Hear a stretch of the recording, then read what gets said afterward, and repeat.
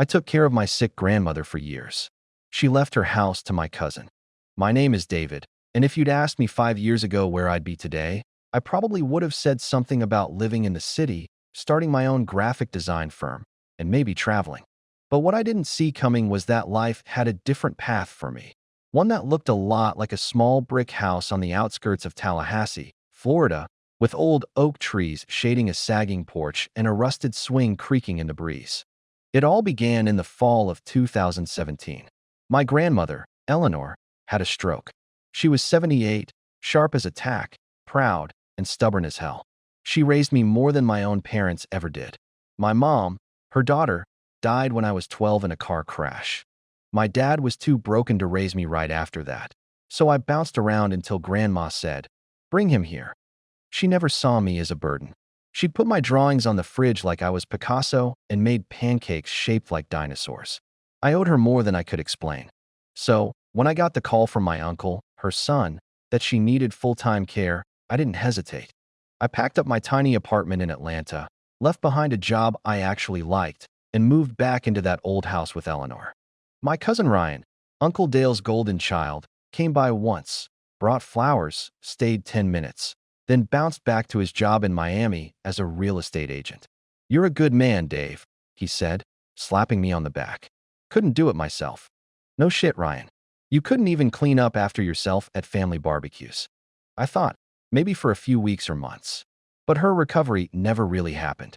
She had another stroke a year later. Then her kidneys started to fail. Eventually, she couldn't walk, couldn't feed herself. She couldn't even remember who I was half the time. But I stayed. I cleaned her bedpans, bathed her, changed her, fed her when she forgot how to use a spoon. I read her favorite books to her even when she stared blankly. Every damn day I was there. Birthdays passed.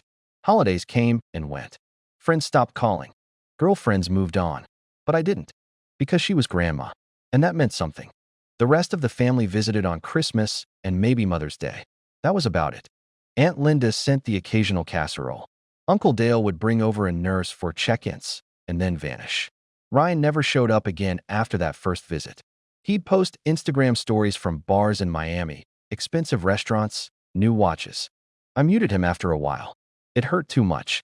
When I called to ask if someone could cover for a weekend so I could go to my friend's wedding, Uncle Dale said, "Sorry, buddy, we're all a bit tied up these days." And so, I watched the wedding through a Zoom link, sitting beside Grandma's hospital bed while she slept through most of it. 2 years passed. Then 3. Sometimes I get so mad. Mad at the world, at my own life slipping away like sand in an hourglass, at Grandma's mind slowly erasing everything we had. But other times, I'd catch her on a good day, and she'd smile at me like she used to, and I'd remember why I stayed. "I'm so lucky to have you," she'd whisper. "You took care of me first," I'd say. She passed away in the winter of 2021. It was a quiet morning.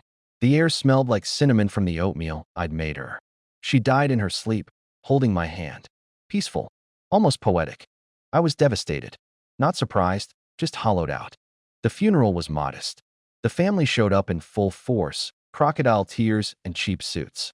Ryan flew in with his fiancée. He hugged me like we were brothers. I almost believed it. Then came the will reading. Grandma had a lawyer, a straight-faced woman named Julia who spoke like a metronome. I expected some words about her savings, maybe splitting the property. But then, to my beloved grandson David, I leave $5,000 and my eternal gratitude. I blinked. I thought I misheard. To my grandson Ryan, I leave the house at 34 Magnolia Lane, along with all its contents. I remember the sound of my heartbeat in my ears. Ryan put a hand over his mouth like he was shocked, like he couldn't believe it. Neither could I. Part 4, Aftermath. The room spun. I sat there in silence while the rest of the family murmured. Uncle Dale clapped Ryan on the back. "All wow. Big surprise. And she must have really loved you, huh?" I excused myself, stepped outside into the cold January air, and cried for the first time in years. I didn't care about the money. I didn't care about the furniture or the backyard or the ugly yellow wallpaper in the kitchen. I cared that I'd given years of my life to someone, sacrificed jobs, love, friends, youth, and it felt like she didn't remember. Or worse, that it didn't matter. A week later, I got a call from Julia, the lawyer. "There's something you should know," she said. "Your grandmother changed her will 3 months before her passing. She was very frail. It wasn't consistent with her previous instructions." "What are you saying?" "There were originally instructions to leave the house to you. But Ryan visited her alone. Twice." I felt the blood drain from my face. "I don't have proof," she added. "But it's not uncommon. He manipulated her. Maybe when her memory was already fading. Maybe he brought paperwork. Maybe he just convinced her with sweet lies when she didn't know what day it was. But that bastard stole it. And I couldn't prove a thing." Ryan moved in, said he was going to renovate the place and honor her memory. Within weeks, he gutted it, sold most of the furniture, and put it on the market.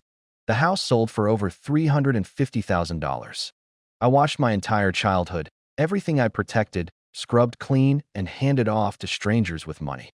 I spiraled for a bit, stayed with a friend, got back into freelance work just to stay afloat. But every time I closed my eyes, I saw her face, frail and fading. And I wondered, did she know? Did she forget me that badly? Or did she just stop loving me? 2 years later, I got a call from an unknown number. It was Julia again. "I thought you should know. Ryan's being investigated. Fraud, coercion, elder abuse. Not just with your grandmother, with 3 other clients of his real estate firm. He's in custody." My knees buckled. He'd been doing this for years, tricking old folks into signing property over to him before they passed, then flipping the homes for profit. My grandma wasn't his first victim, but she was the last. Her name in the papers brought everything to light. Eventually, the house was seized by the state. Proceeds from the sale were frozen. And then came the letter. "You have a legal claim," Julia said.